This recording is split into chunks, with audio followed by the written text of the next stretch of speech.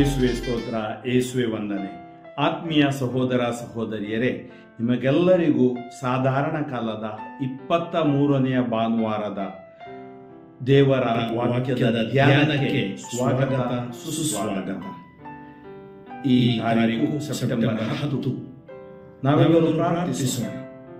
ಸ್ತುತಿಗಳ ಮಧ್ಯೆ ವಾಸಿಸುವ ತಂದೆಯಾದ ದೇವರೇ, ನಿಮ್ಮ ನಾಮಕ್ಕೆ ಅನಂತ ಕೋಟಿ ಸ್ತುತಿ ಸ್ತೋತ್ರ ವಂದನೆಗಳನ್ನು ಸಲ್ಲಿಸುತ್ತೇವೆ ಸ್ವಾಮಿ. ಇವತ್ತು ನಾವು ಆಲಿಸುವ ಸುವಾರ್ತೆ ವಿಶೇಷವಾಗಿ ನಮ್ಮನ್ನು ಶುದ್ಧೀಕರಿಸಲಿ, ನಮ್ಮ ಬಲಹೀನತೆಗಳನ್ನು ದೂರ ಮಾಡಿ ಪವಿತ್ರಾತ್ಮರ ಶಕ್ತಿಯಲ್ಲಿ ನಮ್ಮನ್ನು ಬಲಪಡಿಸಲಿ, ನಮಗೆ ಸ್ವರ್ಗೀಯ ಜ್ಞಾನವಾದ ಪವಿತ್ರಾತ್ಮರನ್ನು ಕರುಣಿಸಿ ಯೇಸು ನಾಮದಲ್ಲಿ ಪ್ರಾರ್ಥಿಸುತ್ತೇವೆ, ಆಮೆನ್. ಎಜೆಕಿಯೇಲ್ ಪ್ರವಾದಿಯ ಗ್ರಂಥದಿಂದ ವಾಚನ, ಅಧ್ಯಾಯ 33, ವಾಕ್ಯಗಳು 7ರಿಂದ 9. ಕರ್ತರು ನನಗೆ ಇಂತೆಂದರು, ನರಪುತ್ರನೇ, ನಾನು ನಿನ್ನನ್ನು ಇಸ್ರಾಯೇಲ್ ವಂಶದವರಿಗೆ ಕಾವಲುಗಾರನಾಗಿ ನೇಮಿಸಿದ್ದೇನೆ. ನೀನು ನನ್ನ ಬಾಯಿಂದ ಹೊರಡುವ ಮಾತನ್ನು ಕೇಳಿ ನನ್ನ ದೂತನಾಗಿ ಅವರನ್ನು ಎಚ್ಚರಪಡಿಸು.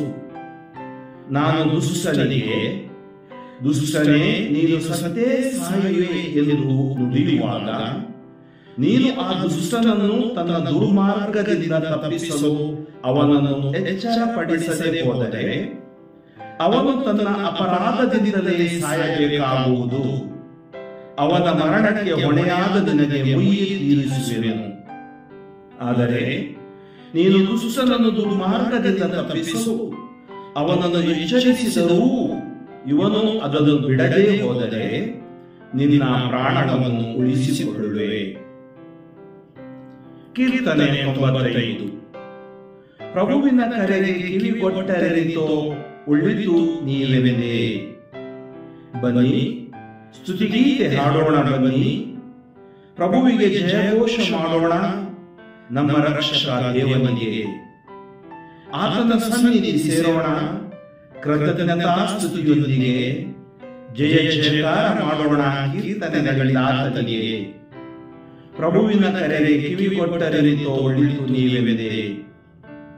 ಬನ್ನಿ, ಆರಾಧಿಸೋಣ, ಬನ್ನಿ, ಬಾಗಿ ವಂದಿಸೋಣ, ನಮ್ಮನ್ನು ಸೃಜಿಸಿದ ಪ್ರಭುವಿಗೆ ಸಾಷ್ಟಾಂಗವೆರಗೋಣ. ಆತನೆಂಬ ದೇವರು, ನಾವು ಆತನ ಕೈಮಂದೆ, ಆತನಿಂದಲೇ ಪಾಲನೆ ಪೋಷಣೆ ಪಡೆದ ಜನತೆ. ಪ್ರಭುವಿನ ಕರೆಗೆ ಕಿವಿಗೊಟ್ಟರೆಂತೋ ಉಳಿದು ನೀವೆಂದೇ. ಆತನ ಕರೆಗೆ ಕಿವಿಗೊಟ್ಟರೆಂತೋ ಉಳಿದು ನೀವೆಂದೇ. ಕಲ್ಲಾಗಿಸಿಕೊಳ್ಳದಿರಿ ಹೃದಯವನ್ನು ನಿಮ್ಮ ಪೂರ್ವಜರಂತೆ, ಮೆರಿಬಾದಲ್ಲಿ ಮಸ್ಸಾ ಮರುಭೂಮಿಯಲ್ಲಿ ಅವರು ಮಾಡಿದಂತೆ. ನೋಡಿದರಾದರೂ ನನ್ನ ಕಾರ್ಯಗಳನ್ನು ಅಲ್ಲವರು ಕೆಣಕಿದರು, ಪರಿಶೋಧಿಸಿದರು ನನ್ನನ್ನು. ಪ್ರಭುವಿನ ಕರೆಗೆ ಕಿವಿಗೊಟ್ಟರೆಂತೋ ಉಳಿದು ನೀವೆಂದೇ. ರೋಮನರಿಗೆ ಬರೆದ ಪತ್ರದಿಂದ ವಾಚನ, ಅಧ್ಯಾಯ 13, ವಾಕ್ಯಗಳು 8ರಿಂದ 10. ಸಹೋದರರೇ, ಒಬ್ಬರನ್ನೊಬ್ಬರು ಪ್ರೀತಿಸಬೇಕೆಂಬ ಋಣವೇ ಹೊರತು ಬೇರೆ ಯಾವ ವಿಧವಾದ ಋಣವೂ ನಿಮಗಿರಬಾರದು. ಏಕೆಂದರೆ ಪರರನ್ನು ಪ್ರೀತಿಸುವವನು ಧರ್ಮಶಾಸ್ತ್ರವನ್ನು ಪೂರ್ಣವಾಗಿ ನೆರವೇರಿಸಿದವನು.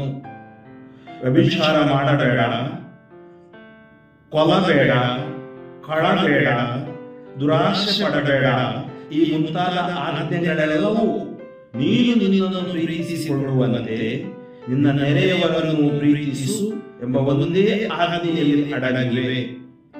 ಪ್ರೀತಿಯು ಪರರಿಗೆ ಕೇಳು ಬಗೆಯದು, ಆದ ಕಾರಣ ಪ್ರೀತಿಯೇ ಧರ್ಮಶಾಸ್ತ್ರದ ಪೂರೈಕೆ. ಶುಭ ಸಂದೇಶ, ಮತ್ತಾಯ 18, ವಾಕ್ಯಗಳು 15ರಿಂದ 20. ಆ ಕಾಲದಲ್ಲಿ ಯೇಸು ತಮ್ಮ ಶಿಷ್ಯರಿಗೆ ಹೀಗೆಂದರು, ನಿನ್ನ ಸೋದರರು ನಿನಗೆ ಅಪರಾಧ ಮಾಡಿದರೆ ನೀನು ಹೋಗಿ ನೀವಿಬ್ಬರೇ ಇರುವಾಗ ಅವನ ತಪ್ಪನ್ನು ಮನಗಾಣಿಸು. ಅವನು ನಿನಗೆ ಕಿವಿಗೊಟ್ಟರೆ ಅವನ ಸೋದರತ್ವವನ್ನು ನೀನು ಮತ್ತೆ ಗಳಿಸಿಕೊಂಡಂತಾಗುವುದು. ಒಂದು ವೇಳೆ ಅವನು ನಿನಗೆ ಕಿವಿಗೊಡದೆ ಹೋದರೆ ಒಬ್ಬಿಬ್ಬರನ್ನು ನಿನ್ನ ಸಂಗಡ ಕರೆದುಕೊಂಡು ಹೋಗು. ಹೀಗೆ ಇಬ್ಬರು ಅಥವಾ ಮೂವರು ಸಾಕ್ಷಿಗಳ ಸಮ್ಮುಖದಲ್ಲಿ ಪ್ರತಿಯೊಂದು ಮಾತು ಇತ್ಯರ್ಥವಾಗಲಿ. ಅವರಿಗೂ ಅವನು ಕಿವಿಗೊಡದೆ ಹೋದಲ್ಲಿ ಧರ್ಮಸಭೆಗೆ ತಿಳಿಸು. ಧರ್ಮಸಭೆಗೂ ಅವನು ಕಿವಿಗೊಡದೆ ಹೋದರೆ ಅವನನ್ನು ಧರ್ಮ ಭ್ರಷ್ಟನೆಂದು ಹಾಗೂ ಬಹಿಷ್ಕೃತನೆಂದು ಪರಿಗಣಿಸು. ನೀವು ಇಹದಲ್ಲಿ ಏನನ್ನು ಬಂಧಿಸುತ್ತೀರೋ ಅದು ಪರದಲ್ಲೂ ಬಂಧಿಸಲಾಗುವುದು. ನೀವು ಇಹದಲ್ಲಿ ಏನನ್ನು ಬಿಚ್ಚುತ್ತೀರೋ ಅದು ಪರದಲ್ಲೂ ಬಿಚ್ಚಲಾಗುವುದು ಎಂದು ನಿಮಗೆ ಖಚಿತವಾಗಿ ಹೇಳುತ್ತೇನೆ.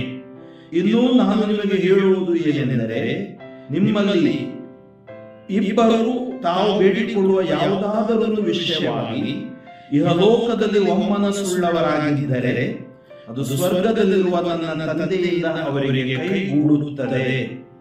ಎಲ್ಲಿ ಇಬ್ಬರು ಮೂವರು ನನ್ನ ನಾಮದಲ್ಲಿ ಸೇರಿರುತ್ತಾರೋ ಅಲ್ಲಿ ನಾನು ಅವರ ಮಧ್ಯೆ ಇರುತ್ತೇನೆ. ಆತ್ಮೀಯ ಸಹೋದರ ಸಹೋದರಿಯರೇ, ಇಂದಿನ ಈ ಶುಭ ವಾರ್ತೆಯನ್ನು ಮತ್ತು ವಾಕ್ಯಗಳನ್ನು ನಾವು ಧ್ಯಾನಿಸುವಾಗ ಮೊದಲನೆಯ ವಾಚನದಲ್ಲಿ ದೇವರು ಸ್ಪಷ್ಟವಾಗಿ ಹೇಳುತ್ತಾರೆ, ದುಷ್ಟನ ಸಾವಿನಲ್ಲಿ ದೇವರಿಗೆ ಸಂತೋಷವಿಲ್ಲ. ದುಷ್ಟನು ತನ್ನ ದುರ್ಮಾರ್ಗದಿಂದ ಅವನನ್ನು ತಪ್ಪಿಸಲು ಅವನನ್ನು ಎಚ್ಚರಪಡಿಸಬೇಕು. ಆದ್ದರಿಂದ ಅವನನ್ನು ದೇವರೆಡೆಗೆ ತರುವಂತಹ ಜವಾಬ್ದಾರಿ ಒಬ್ಬ ಪ್ರವಾದಿಗೆ, ಒಬ್ಬ ಅಪೊಸ್ತಲನಿಗೆ, ಒಬ್ಬ ಸುವಾರ್ತಿಕನಿಗೆ ಇದೆ, ಪ್ರತಿಯೊಬ್ಬರಿಗೂ ಇದೆ. ಎರಡನೇ ವಾಚನದಲ್ಲಿ ಈ ಮೊದಲ ವಾಚನ ಶುಭ ಸಂದೇಶದ ಮಧ್ಯೆ ಇರುವ ಈ ವಾಚನ ಪ್ರೀತಿಯೇ ಧರ್ಮಶಾಸ್ತ್ರದ ಪೂರೈಕೆ, ಪ್ರೀತಿಯ ಜೀವನ ಅಥವಾ ಪ್ರೀತಿಸುವ ಜೀವನ. ಯಾಕಂದ್ರೆ ಪ್ರೀತಿ ದೇವರಿಂದ ಉಗಮವಾಗುವುದು ಸಂತ ಯೋಹಾನರು ಹೇಳ್ತಾರೆ. ಆದ್ದರಿಂದ ಆ ಪ್ರೀತಿಗೆ ಎಲ್ಲೇ ಇಲ್ಲ. ಅದರಿಂದ ದೇವರು ದುಷ್ಟನನ್ನು ಆ ಪ್ರೀತಿಯಿಂದ ಸ್ಪರ್ಶಿಸಿ ಪರಿವರ್ತಿಸುವ ಅವಕಾಶ ಕೊಡುತ್ತಾರೆ.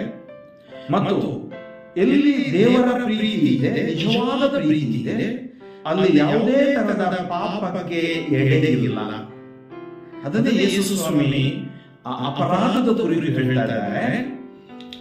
ನಿಮ್ಮ ಸಹೋದರ ಅಪರಾಧ ಮಾಡಿದರೆ ಅವನಿಗೆ ತಿಳಿಸು. ಇಬ್ಬರು ಸಾಕ್ಷಿಗಳಿಗೆ ತಿಳಿಸು. ಒಂದು ವೇಳೆ ಅಲ್ಲಿಯೂ ಇತ್ಯರ್ಥವಾಗದಿದ್ದರೆ ಅವನು ಧರ್ಮ ಭ್ರಷ್ಟನೆಂದು ಬಹಿಷ್ಕೃತನೆಂದು ಪರಿಗಣಿಸು. ಆತ್ಮೀಯರೇ, ತಪ್ಪು ಮಾಡದವರು, ಅಪರಾಧ ಮಾಡದವರು ಈ ಲೋಕದಲ್ಲಿ ಯಾರೂ ಇಲ್ಲ. ನಾವೆಷ್ಟೇ ಒಳ್ಳೆಯವರಿರಬಹುದು, ಆದರೆ ನಮ್ಮಲ್ಲಿ ಪಾಪದ ಸ್ವಭಾವವಿದೆ. ಯಾವಾಗ ಪಾಪದ ಸ್ವಭಾವ ನನ್ನ ಮೇಲೆ ದಬ್ಬಾಳಿಕೆ ಮಾಡುತ್ತದೆ ಅಥವಾ ನಮ್ಮ ಮೇಲೆ, ನಮ್ಮ ಆಲೋಚನೆಗಳ ಮೇಲೆ ಪ್ರಭಾವ ಬೀರುತ್ತದೆ, ಅದು ನಮ್ಮನ್ನು ಕೆಲವು ಸರಿ ಸ್ವಾರ್ಥಿಗಳನ್ನಾಗಿ, ಅಹಂಕಾರಿಗಳನ್ನಾಗಿ, ಗರ್ವಿಗಳನ್ನಾಗಿಯೂ ಮಾಡಲು ಸಾಧ್ಯವಿದೆ. ಧರ್ಮ ಭ್ರಷ್ಟನಾಗುವುದು ಸುಲಭ, ಧರ್ಮ ನಿಷ್ಠನಾಗುವುದು ಕಷ್ಟ. ಅಪರಾಧಿಯಾಗುವುದು ಸುಲಭ, ನಿರಪರಾಧಿಯಾಗಿ ಜೀವಿಸುವುದು ಕಷ್ಟ. ದ್ವೇಷಿಸುವುದು ಬಹಳ ಸುಲಭ, ಪ್ರೀತಿಸುವುದು ಬಹಳ ಕಷ್ಟ. ಕೆಟ್ಟದ್ದು ಮಾಡಲು ನಮ್ಮ ಮನಸ್ಸು ಬೇಗನೆ ಚಾಲನೆ ಮಾಡುತ್ತೆ. ಅದರ ಒಳಿತು ಮಾಡಲು ನಮಗೆ ವಿಶೇಷವಾದ ದೇವರ ಕೃಪೆನೂ ಬೇಕು. ಅದಕ್ಕಾಗಿ ನಮ್ಮ ಜೀವನ ಈ ಒಂದು ಒಳಿತು, ಕೆಡುಕು, ದ್ವೇಷ, ಹಗೆತನ, ಮತ್ಸರ ಅಥವಾ ಪ್ರೀತಿ ಇವುಗಳ ಒಂಥರ ಮಿಶ್ರಣ ತರ ಕಾಣುತ್ತೆ. ನಾವು ನೋಡ್ತೀವಿ, ಏನಾದ್ರೂ ಕಲುಷಿತಗೊಂಡ್ರೆ ಅದನ್ನು ಶುದ್ಧ ಮಾಡ್ತಾರೆ. ಇವತ್ತು ನಮ್ಮ ಕಲುಷಿತಗೊಂಡ ಈ ಮನಸ್ಸು, ಜೀವನ ಏಕೆ ಕಲುಷಿತಗೊಂಡಿದೆ? ನಮ್ಮ ಅಪರಾಧಗಳು, ನಮ್ಮ ಪಾಪಗಳು, ನಮ್ಮ ಬಲಹೀನತೆಗಳು, ನಮ್ಮ ದುಶ್ಚರ, ದುರ್ಗುಣ, ದುರ್ವ್ಯಾಮೋಹಗಳು. ಸ್ವಭಾವತಃ ನಮಗೆ ದೇವರ ಸ್ವಭಾವವಿದೆ. ಆದರೆ ನಮ್ಮ ಶರೀರ ಬಲಹೀನತೆಯಿಂದ ಅಥವಾ ದೈಹಿಕ ಬಲಹೀನತೆಯಿಂದ ನಾವು ಅನೇಕ ಬಾರಿ ಈ ಲೋಕದೆಡೆಗೆ ಸೆಳೆಯಲ್ಪಡುತ್ತೇವೆ. ಸೆಳೆಯಲ್ಪಟ್ಟಾಗ ದೇವರಿಂದ ದೂರ ಹೋಗುತ್ತೇವೆ. ಆವಾಗ ನಾವು ಅಪರಾಧಿಗಳಾಗ್ತೀವಿ. ಅದಕ್ಕಾಗಿ ಎಸೇಕಿಯೇಲ್ ಪ್ರವಾದಿಯ ಮೂಲಕ ದೇವರು ಸ್ಪಷ್ಟವಾದ ಸಂದೇಶವನ್ನು ಕೊಡ್ತಾ ಇದ್ದಾರೆ. ನೋಡಿ, ಎಂತ ಸಂದೇಶ! ದುಷ್ಟನೇ, ನೀನು ಸತ್ತೇ ಸಾಯುವೆ. ಯಾಕಂದ್ರೆ ನಿನ್ನ ದುಷ್ಟತನ ನಿನ್ನನ್ನು ನಾಶ ಮಾಡುತ್ತದೆ, ದೇವರು ನಾಶ ಮಾಡೋದಿಲ್ಲ. ಉದಾಹರಣೆಗೆ ಸಿಗರೆಟ್ ಸೇವನೆ ಮಾಡಿ ಅವನ ದುಷ್ಟತನ ದುಶ್ಚಟ, ಅವನ ಶ್ವಾಸಕೋಶ ಹೋಗುತ್ತೆ, ಅಥವಾ ಕ್ಯಾನ್ಸರ್ ಬರುತ್ತೆ ಇರಬಹುದು, ಕುಡುಕುತನ ಲಿವರ್ ನಾಶ ಮಾಡಬಹುದು, ಅಥವಾ ಅವನ ಕಾಮ ಅವನ ಜೀವನವನ್ನೇ ವ್ಯಭಿಚಾರದೆಡೆಗೆ ಸೆಳೆಯಬಹುದು. ಆದ್ದರಿಂದ ನಿನ್ನ ದುಷ್ಟತನ ನಿನ್ನನ್ನು ನಾಶ ಮಾಡುತ್ತೆ. ಅದೇ ಎಜೆಕಿಯೇಲ್ ಪ್ರವಾದಿಯ ಗ್ರಂಥದಲ್ಲಿ ದೇವರು ಹೇಳ್ತಾರೆ, ದುಷ್ಟನ ಸಾವಿನಲ್ಲಿ ನನಗೆ ಲವಲೇಶವು ಸಂತೋಷವಿಲ್ಲ. ದೇವರು ಸ್ಯಾಡಿಸ್ಟ್ ಅಲ್ಲ, ಇನ್ನೊಬ್ಬರ ನೋವಿನಲ್ಲಿ ಸಂತೋಷ ಪಡುವವರಲ್ಲ. ದೇವರು ಪ್ರೀತಿ ಸ್ವರೂಪಿ, ದೇವರು ಕ್ಷಮಾರೂಪಿ, ಅದನ್ನು ಯಾರಿಂದಲೂ ಬದಲಾಯಿಸಲು ಸಾಧ್ಯವಿಲ್ಲ. ಅದಕ್ಕಾಗಿ ದೇವರೇನು ಹೇಳ್ತಾ ಇದ್ದಾರೆ ಅಂದ್ರೆ, ದುಷ್ಟನು ದುಷ್ಟತನದಲ್ಲಿರುವಾಗ ನೀನು ಆ ದುಷ್ಟತನದಿಂದ ತಪ್ಪಿಸಲು ಅವನಿಗೆ ಎಚ್ಚರ ಕೊಡಬೇಕು. ಎಚ್ಚರ ಕೊಡದೆ ಹೋದರೆ ಅವನು ತನ್ನ ಅಪರಾಧದಿಂದಲೇ ಸಾಯಬೇಕಾಗುವುದು, ಅವನ ಮರಣಕ್ಕೆ ಹೊಣೆಯಾದ ನಿನಗೆ ಮುಯ್ಯಿ ತೀರಿಸುವೆನು. ನೋಡಿ, ಎಜೆಕಿಯೇಲ್ ಪ್ರವಾದಿಗೆ ಹೇಳ್ತಾ ಇದ್ದಾರೆ, ದುಷ್ಟನು ಅವನ ಮರಣಕ್ಕೆ ನೀನು ಹೇಳಬೇಕು, ಸತ್ಯ ಹೇಳಲೇಬೇಕು, ಸುವಾರ್ತೆ ಸಾರಲೇಬೇಕು. ಕೆಲವು ಸರಿ ಅದು ಅಹಿತವೂ ಆಗಿರ್ಬೋದು, ಕಹಿ ಆಗ್ಬಹುದು. ಆದರೆ ಕಹಿ ಪದಾರ್ಥಗಳು ಅಥವಾ ಕಹಿ ನಮ್ಮ ಜೀವನವನ್ನು ಸಿಹಿಯೆಡೆಗೆ ತರ್ತವೆ. ಅದರಿಂದ ಆದರೆ ನೀನು ದುಷ್ಟನನ್ನು ದುರ್ಮಾರ್ಗದಿಂದ ತಪ್ಪಿಸಲು ಎಚ್ಚರಿಸಿದರು ಅದನ್ನು ಬಿಡದೆ ಹೋದರೆ ನಿನ್ನ ಪ್ರಾಣವನ್ನು ಉಳಿಸಿಕೊಳ್ಳುವೆ. ಅಂದ್ರೆ ನಮ್ಮ ಕರ್ತವ್ಯ ಏನು? ಒಬ್ಬ ದುಷ್ಟತನ ಮಾಡ್ತಾ ಇರುವಾಗ ಬಿಡ್ಬಿಡ್ಬಾರ್ದು, ಅವನಿಗೆ ಹೇಳಬೇಕು. ಆಮೇಲೆ ಅವನು ಬದಲಾಗೋಲ್ಲ ಅಂದ್ರೆ ಆಮೇಲೆ ದೇವ್ರು ನೋಡ್ಕೊಳ್ತಾರೆ. ಅದನ್ನೇ ಯೇಸು ಸ್ವಾಮಿ ಸುವಾರ್ತೆಯಲ್ಲಿ ಹೇಳ್ತಾ ಇದ್ದಾರೆ ನೋಡಿ. ಸಂಪೂರ್ಣತೆ, ಹಳ ಒಡಂಬಡಿಕೆಯ ಸಂಪೂರ್ಣತೆ ಯೇಸು ಸ್ವಾಮಿ. ಆ ಕಾಲದಲ್ಲಿ ಯೇಸು ತಮ್ಮ ಶಿಷ್ಯರಿಗೆ ಹೀಗೆಂದರು, ನಿನ್ನ ಸೋದರನು ನಿನಗೆ ಅಪರಾಧ ಮಾಡಿದರೆ ನೀನು ಹೋಗಿ ನೀವಿಬ್ಬರೇ ಇರುವಾಗ ಅವನ ತಪ್ಪನ್ನು ಮನಗಾಣಿಸು. ಯಾಕಂದ್ರೆ ಎಲ್ಲರ ಮುಂದೆ ತಪ್ಪು ಹೇಳಿಕೊಬೇಡ, ಅವನಿಗೆ ಮನಗಾಣಿಸು. ಅವನು ನಿನಗೆ ಕಿವಿಗೊಟ್ಟರೆ ಅವನ ಸೋದರತ್ವವನ್ನು ನೀನು ಮತ್ತೆ ಗಳಿಸಿಕೊಂಡಂತಾಗುವುದು. ಯಾವಾಗ ನಾವು ತಪ್ಪು ಮಾಡುತ್ತೇವೆ, ತಪ್ಪು ಮಾಡಿದ್ದೇನೆ ಅಂತ ಒಪ್ಪಿಕೊಳ್ಳುವ ಮನಸ್ಸು ಇದೆಯಲ್ಲ, ಅದು ದೇವರ ಆಶೀರ್ವಾದ, ದೇವರ ಅನುಗ್ರಹ. ಅದರಿಂದ ಒಂದು ವೇಳೆ ಅವನು ನಿನಗೆ ಕಿವಿಗೊಡದೆ ಹೋದರೆ ಒಬ್ಬಿಬ್ಬರನ್ನು ನಿನ್ನ ಸಂಗಡ ಕರೆದುಕೊಂಡು ಹೋಗು. ಹೀಗೆ 2 ಅಥವಾ 3 ಸಾಕ್ಷಿಗಳ ಸಮ್ಮುಖದಲ್ಲಿ ಪ್ರತಿಯೊಂದು ಮಾತು ಇತ್ಯರ್ಥವಾಗಲಿ. ನೋಡಿ, ಯಾವುದೇ ವ್ಯಾಜ್ಯಗಳು ಇರಬಹುದು, ಅದನ್ನು ಇತ್ಯರ್ಥ ಮಾಡಿಕೊಳ್ಳಲು ನೋಡಿ. ಯಾವುದೇ ಅಪರಾಧಗಳು ಇರಬಹುದು, ತಪ್ಪಾದ್ರೆ ತಪ್ಪು, ಅಲ್ಲಿ ನಮ್ಮ ಜೀವನವನ್ನು ನಾವು ನಾಶ ಮಾಡುವುದು ಬೇಡ, ದೇವರಿಂದ ದೂರ ಹೋಗುವುದು ಬೇಡ. ಅವರಿಗೂ ಅವನು ಕಿವಿಗೊಡದೆ ಹೋದಲ್ಲಿ, ಆ 2-3 ಕಿವಿಗೊಡದೆ ಹೋದಲ್ಲಿ ಧರ್ಮಸಭೆಗೆ ತಿಳಿಸು.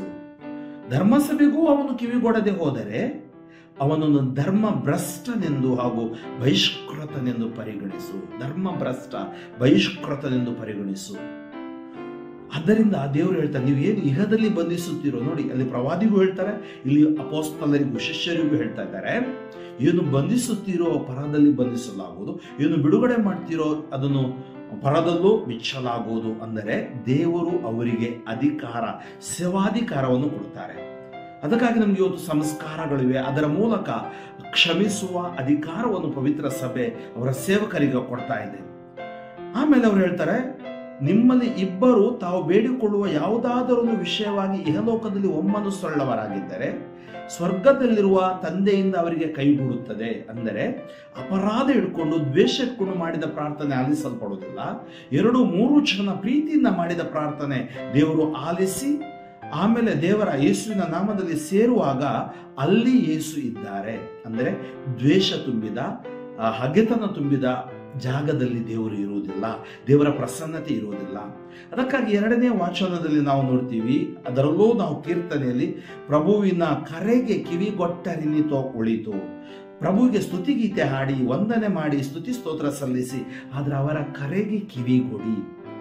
ಆದ್ದರಿಂದ ಸಂತ ಪೌಲರು ಹೇಳ್ತಾರೆ ರೋಮನರಿಗೆ ಬರೆದ ಪತ್ರಿಕೆಯಲ್ಲಿ, ಇದೆಲ್ಲ ನಮ್ಮ ಅಪರಾಧಗಳು ದೂರ ಹೋಗ್ಬೇಕಾದ್ರೆ ಅಥವಾ ಧರ್ಮಶಾಸ್ತ್ರ ನಮ್ಮಲ್ಲಿ ಸಂಪೂರ್ಣಗೊಳ್ಬೇಕಾದ್ರೆ ಪ್ರೀತಿ ನಮಗೆ ಅತಿ ಮುಖ್ಯ. ಆದ್ದರಿಂದ ಅವರು ನಮಗೆ ಇರುವ ಋಣ ಪರಸ್ಪರ ಪ್ರೀತಿ. ಅದರಿಂದ ಯಾವ ವಿಧವಾದ ಋಣವೂ ನಮಗಿಲ್ಲ. ಯಾಕಂದ್ರೆ ನಾವು ಪ್ರೀತಿಸುವಾಗ ಧರ್ಮಶಾಸ್ತ್ರವನ್ನು ನೆರವೇರಿಸುವವರಾಗುತ್ತೀವಿ. ಆದ್ದರಿಂದ ದುರಾಶೆಗಳಾದ ಯಾವುದು ವ್ಯಭಿಚಾರ, ಕೊಲೆ, ಕಳ್ಳತನ ಇವೆಲ್ಲವೂ ನಮ್ಮನ್ನು ದೇವರಿಂದ ದೂರ ಕೊಂಡೊಯ್ಯುತ್ತವೆ. ನಿನ್ನನ್ನು ಪ್ರೀತಿಸಿದಂತೆ ನೆರೆಯವನನ್ನು ಪ್ರೀತಿಸು ಎಂಬ ಆಜ್ಞೆಯಲ್ಲಿಯೇ ದೇವರ ಪ್ರೀತಿ ಅಡಗಿದೆ. ಪ್ರೀತಿ ಪರರಿಗೆ ಕೇಡು ಬಗೆಯದು, ಆದ ಕಾರಣ ಪ್ರೀತಿಯೇ ಧರ್ಮಶಾಸ್ತ್ರದ ಪೂರೈಕೆ.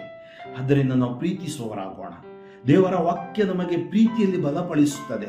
ನಮ್ಮ ಒಳಗಡೆ ಇರುವ ಯಾವುದು ಪ್ರೀತಿಗೆ ತದ್ವಿರುದ್ಧವಾದುದನ್ನು ಯೇಸು ತೊಡೆದು ಹಾಕಿ ಪವಿತ್ರಾತ್ಮರಿಂದ ನಮ್ಮನ್ನು ತುಂಬಿ ಅವರ ಪರಿಶುದ್ಧ ರಕ್ತದಿಂದ ನಮ್ಮನ್ನು ತೊಳೆದು ಶುದ್ಧೀಕರಿಸಿ ದೈವಿಕ ಕರುಣೆಯಿಂದ ನಮ್ಮನ್ನು ಅಭಿಷೇಕಿಸಲೆಂದು ಪ್ರಾರ್ಥಿಸೋಣ.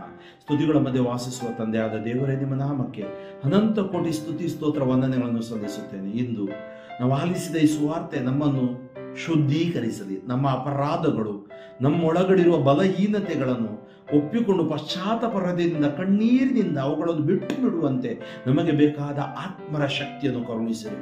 ಇದೋ ಕಠಿಣ ಮನಸ್ಸುಳ್ಳವರ ಮನಸ್ಸುಗಳನ್ನು ಪರಿವರ್ತಿಸು ಸ್ವಾಮಿ. ಎಲ್ಲಿ ಪ್ರೀತಿಯ ಕೊರತೆ ಇದೆ ಆ ಕುಟುಂಬಗಳಲ್ಲಿ, ಆ ವ್ಯಕ್ತಿಗಳಲ್ಲಿ, ಆ ದಂಪತಿಗಳಲ್ಲಿ, ಆ ಯುವಕ ಯುವತಿಯರಲ್ಲಿ ಪ್ರೀತಿ ತುಂಬಲ್ಪಡಲಿ. ನಿಮ್ಮ ಪ್ರೀತಿ ಇದೇ ನಿಮಿಷ ಇಳಿದು ಬರಲಿ. ನಿಮ್ಮ ಪ್ರೀತಿಯಿಂದ ಅವರನ್ನು ತುಂಬಿ ಅಭಿಷೇಕಿಸಿರಿ. ಎಷ್ಟೋ ಮಂದಿ ಪ್ರಾರ್ಥನೆಗಳು 2-3 ಜನ ಕೇಳುವಾಗ ನೀವು ಅಲ್ಲಿ ಇರ್ತೀರಿ, ನೀವು ಆಲಿಸುತ್ತೀರಿ ಎಂದಿದ್ದೀರಿ ಸ್ವಾಮಿ. ಈ ಜನರ ಪ್ರಾರ್ಥನೆಗಳನ್ನು ಆಲಿಸಿ ಅದ್ಭುತಗಳನ್ನು ಕರುಣಿಸಿರಿ. ಎಲ್ಲ ರೋಗ ರುಜಿನಗಳು ಯೇಸು ನಾಮದಲ್ಲಿ ಬಿಟ್ಟು ಬೂದಿಯಾಗಲಿ. ಯೇಸು ನಾಮದಲ್ಲಿ ಪ್ರಾರ್ಥಿಸುತ್ತೇನೆ. ಜೀವವುಳ್ಳ ತಂದೆಯೇ, ಸರ್ವಶಕ್ತ ದೇವರಾದ ಪಿತಾ, ಸುತ ಮತ್ತು ಪರಿಶುದ್ಧಾತ್ಮರು ನಿಮ್ಮನ್ನು ಆಶೀರ್ವದಿಸಲಿ. ಫಾದರ್ ಫ್ರಾಂಕ್ಲಿನ್ ಡಿಸೋಜ, ಶಿವಮೊಗ್ಗ ಧರ್ಮಕ್ಷೇತ್ರ, ನನಗಾಗಿಯೂ ನನ್ನ ಸ್ವಾರ್ಥ ಸೇವೆಗಾಗಿಯೂ ಪ್ರಾರ್ಥಿಸಿರಿ. ಸಾಧ್ಯವಾದಷ್ಟು ಜನರೊಂದಿಗೆ ಈ ಸ್ವಾರ್ಥೆಯನ್ನು ಹಂಚಿಕೊಳ್ಳಿರಿ. ಆಮೇಲೆ